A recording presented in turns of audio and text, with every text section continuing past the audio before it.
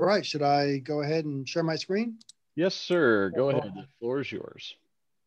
All right. I take it you can see my screen? Not yet. Now we can see your screen. Here Yeah. we go. Yeah, let's see. Yep. All Okay, good. well, great. Well, thank you, everybody. My name's Gary Sapia. I am Director of Power Systems Engineering at Analog Devices, focusing on communications products. And today I'd like to talk about design considerations for data center lithium-ion battery backup units. As many of you may know, we have a OpenRack V3 battery backup specification that's currently being written. We're at currently, I believe the current rev is 0.5, and I encourage people to take a look at it. It's a fairly easy read. It's got a lot of great information, and it can get you on the road to a design that can meet your specification needs. Today, I want to talk about design and system level considerations when specifying or designing your high-powered lithium-ion battery backup unit. Specifically, I want to talk a little bit about your system voltage range specifications, your battery backup voltage and current sharing specifications, your battery voltage and current specs, safety and reliability issues, battery monitoring, cell balancing, communications, and power conversion topologies, buck, boost, bidirectional charge, and charging. Basically, there's a lot of voltages specified in this document. So I try to boil them all down to kind of give you an idea of what you're looking at here. But you basically have three systems. You've got your PSU voltage range, which is going to be a roughly a 50 volt level with a 0.25% set point at 100% load.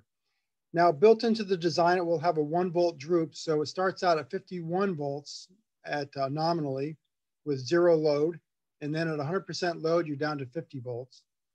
It also has a state of health test point, set point that enables the battery backup system to jump online and provide the power during that period of test. Here it will drop to as low as 47 volts. Let me put my cursor on so you can see what I'm talking about. So here you've got the orange here that kind of specifies the power supply unit, the PSU voltage range. And then it has a point where it drops down to this lower level, which will enable the battery backup system to jump in. There you've got the battery backup voltage range. Again, the voltages are typically spec'd at 100% load. So they want 47 volts with 100% load. And they also don't clearly specify the set point, but they do kind of give you some indication on that. I estimated that to be about 0.21%. And however, that does have a full, they do specify the full operating voltage range of the battery backup voltage range, and that is 46 to 49, which includes the load regulation, transients, ripple, and the set point tolerance, as well as the droop.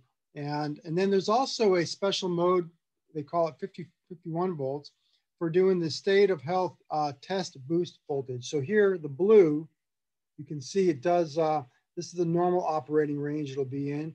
And then it will jump up to this higher range where it can do the state of health boost voltage if told to do so.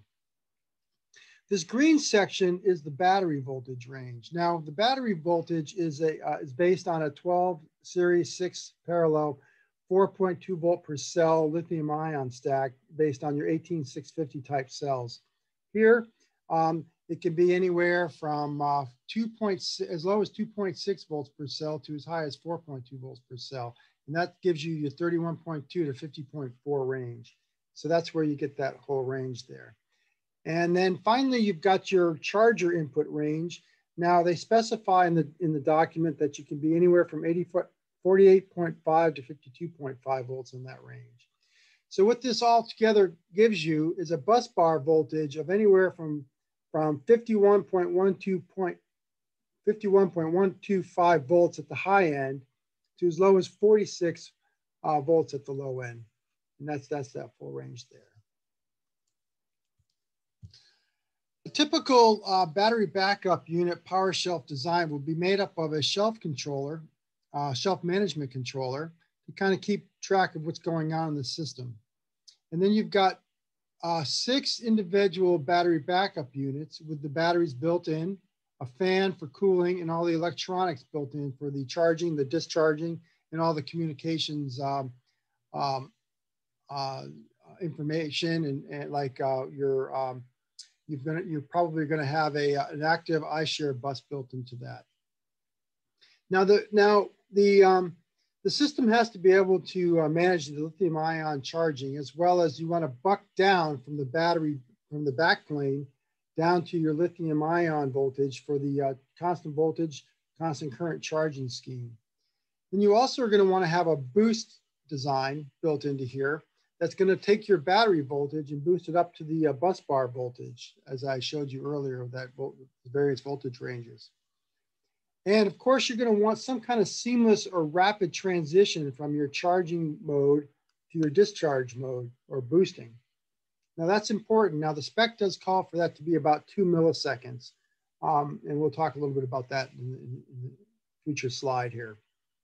Now each of these units has to be able to deliver roughly 3 kilowatts of power for 5 minutes.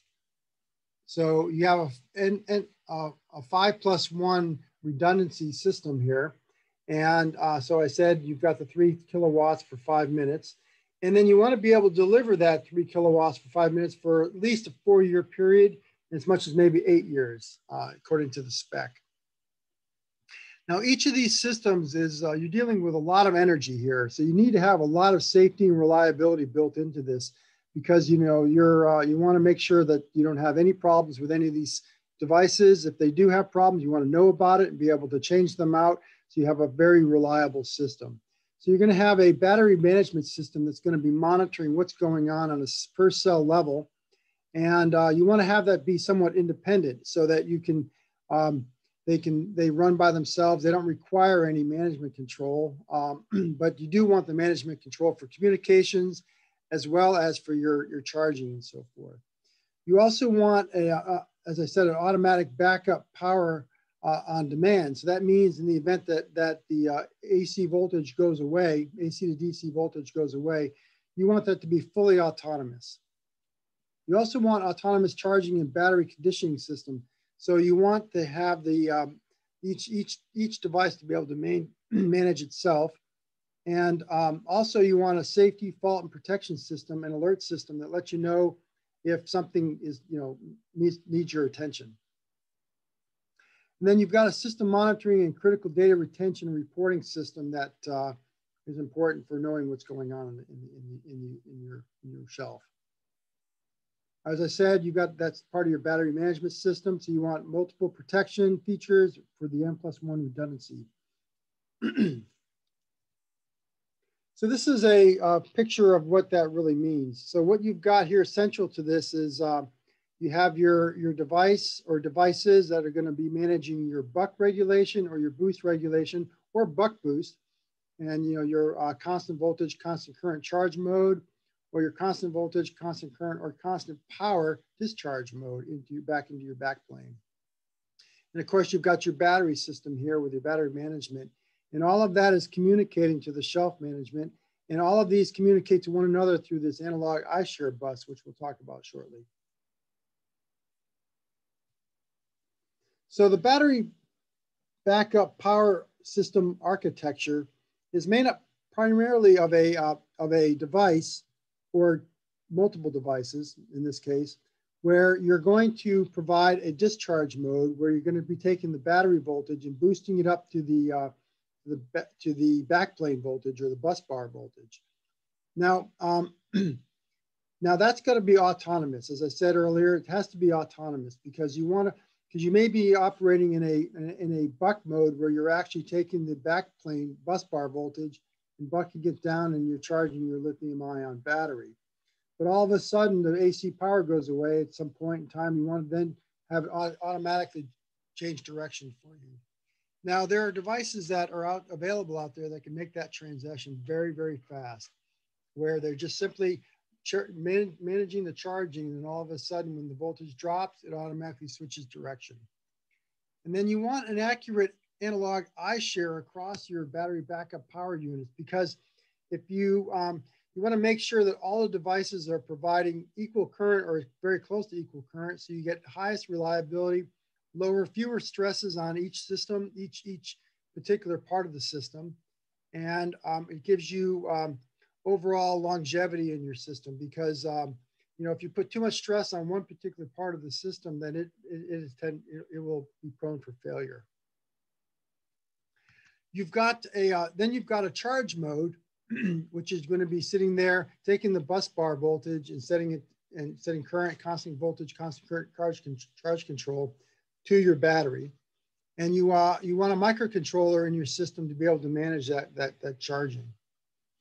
And then you've got system power path control. So basically what that means is you've got the ability to do hot swapping of your system. You want to take that battery backup out on a, rather than having to pull the whole shelf out, you may want to be able to just pull out that one particular unit, and you want to do it from in a hot system. So you want to have hot swap built into that. And then you also want diode O-ring, active O-ring, where you can have the N+1 redundancy, because if you were to have one of these devices go out, you certainly wouldn't want that to pull down your entire system. So that's got to be important. You also want some fault protection built into the design, and also reporting of the fault system, so that your system knows something's not right, whether it's a MOSFET's going out, or your system is in current limit, or something's just not operating correctly, thermally, whatever. And you want to be able to make that system aware of itself so you can take care of it.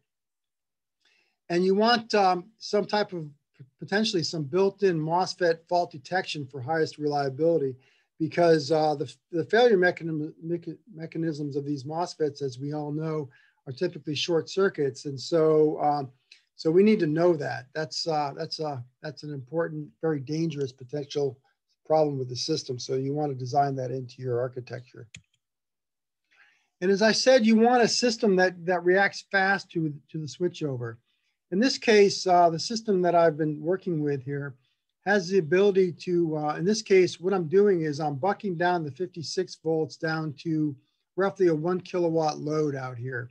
So I've got a system that's running at 14 volts here, and it's and I've got 75 amps. Then all of a sudden, I switch the load to go from the 14 volts here back up to the 56 volts, up to 2.8 kilowatts. And you can see this is the reaction of the system. And here you can see it's reacting within less than 200 microseconds, which is what I wanted to show you here. So that's going to be important to you, because the faster that reacts, the smaller amount of capacitance you need to have out on your system.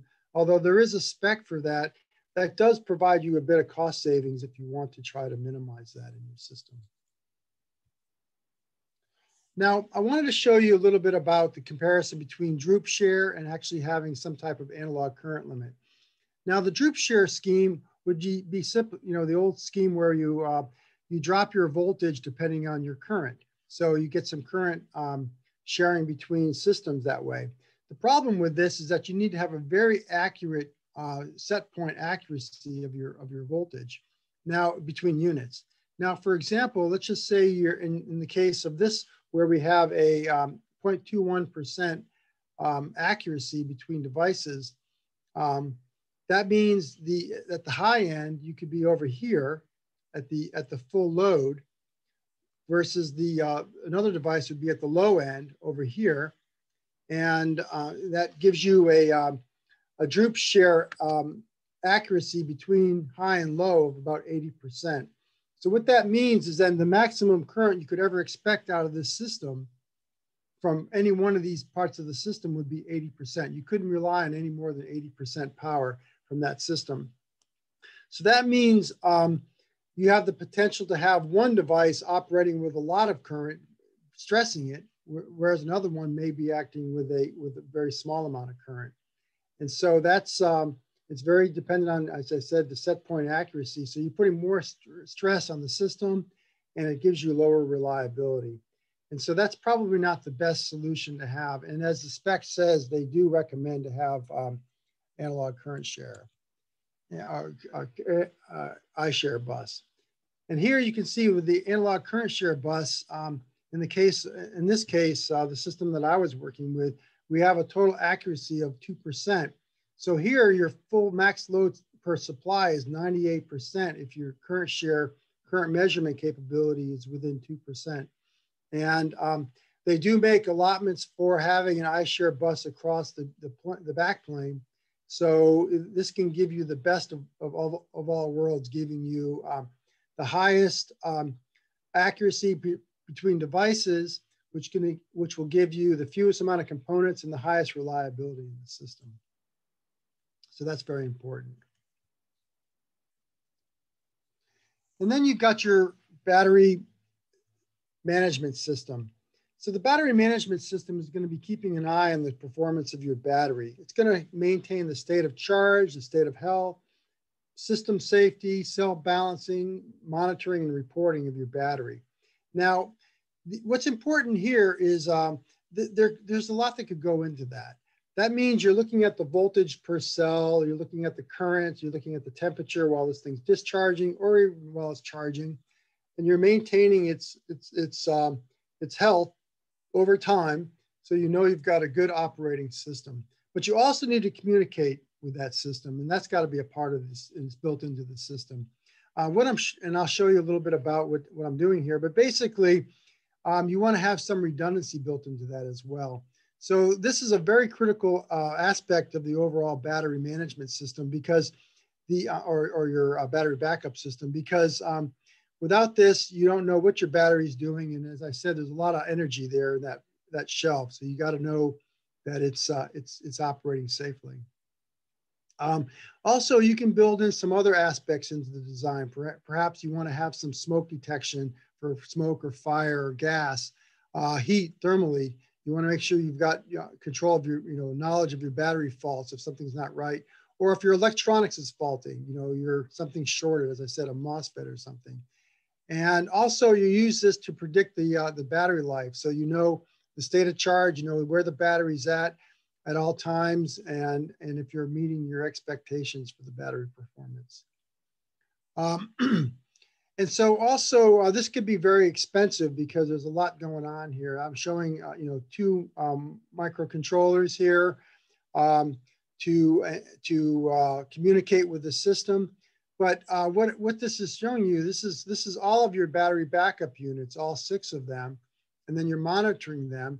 And then the beauty of this system that I'm showing here is that you can control either 1 or 2 microcontrollers, and then you can talk with all of these devices in this loop, and it's isolated. So you've got some safety performance there as a result of the isolation. And then you can utilize this to maintain your battery cell balancing and battery reporting information. And here you've got your, you have your cell balancing using a passive or an active system, depending on the requirements of your, or what you'd like to achieve. Now, this is a picture of the communication systems and how it works. The beauty of this system is it's very reliable, because what it's showing you is that because we're communicating in 2 directions with this, we're actually able to monitor every cell, every battery in the system, even if you have a break. So if you do have a single break in the system, it can communicate on either side of that break and still maintain knowledge of what's going on. So your system doesn't go down. So that's with a single MPU, or you could have multiple MPUs doing the same thing. And so that is very helpful for the redundancy of your system, for its reliability standpoint. It's, as I indicated, it's isolated for communications for more robust operation. It's got a single shelf management microcontroller, as I indicated. So, or in this case, you could have 2 of them, 2 for redundancy, rather than having 1 in each battery system. So rather than having 1 in each battery monitoring system, you could have 1 for the system. It's got, here I'm using the reversible ISO-SPI as I'm showing you here. It's for bidirectional ports in a ring topology. Again, as I indicated, it gives you the ability to maintain operation if you've severed your connection at some point. It's very simple. It's low cost for the overall system cost, and it's got a single twisted pair only for so there's not a lot of wires in the system. It's very clean. So anyway, that's basically the end of my talk. I would entertain any questions that you might have at this time.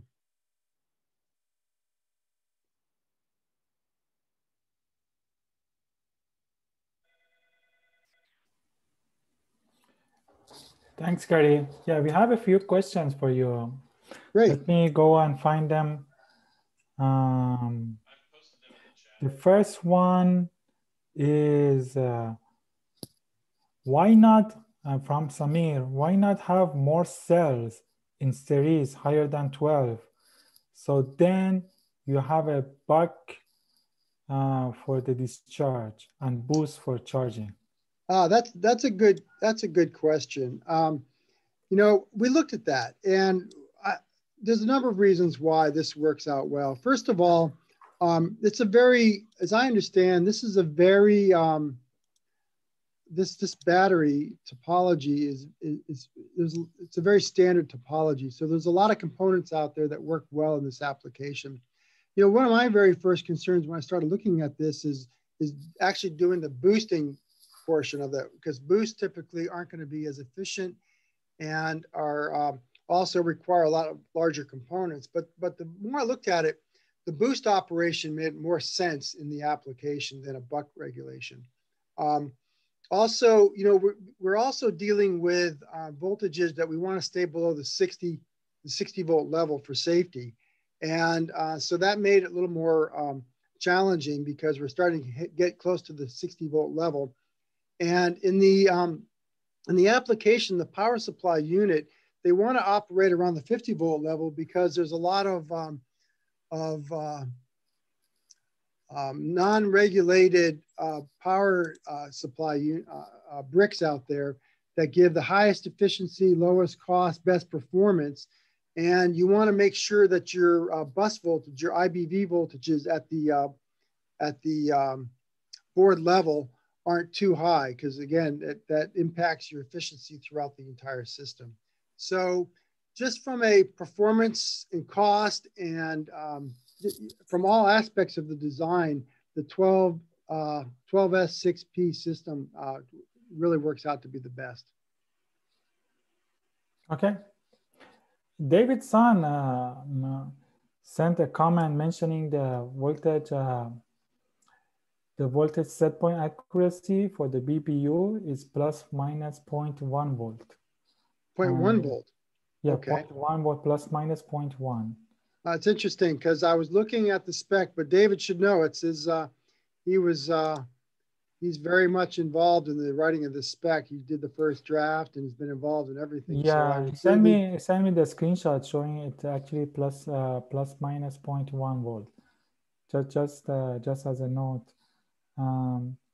So here, looking, it's plus or minus 0.1 volts. Yes, but yeah, that's right. And there it is, right there. What value do you have for the PSU? It's almost the same. It's almost similar. Plus minus 0.1 volt. Actually, yeah, I just said plus or minus 0.21%, or I could say it as plus or minus 0.1 volts. That's correct. Oh, actually, that's the same. Yep, it is. Yeah, is it? Isn't it? Yep. Okay, it is. Yep. All right. When these values become so small, you know, it becomes hard to understand what is the value in percent. Okay. Let's look at the other question. Are you incorporating? What do you think? We do. I know we're over a little bit of time here. We're coming up on a 20-minute break after the next session. Gary, what do you think about? There are some questions that were posted in the Zoom chat here. Okay, I'll take a look at those. Oh, actually, this session was 25 minutes. So yeah, we are out of time. Yeah, That's we ran correct. over. That's fine. We had some technical difficulties in the beginning. Maybe Gary, if you could take a look at those questions and you could reply back on the Effin site to answer those, that would be good. Will do. Awesome. Thank you. Appreciate that. I'll jump in there and take care of that. Okay. Okay. Well, thank you for everybody for your time today, and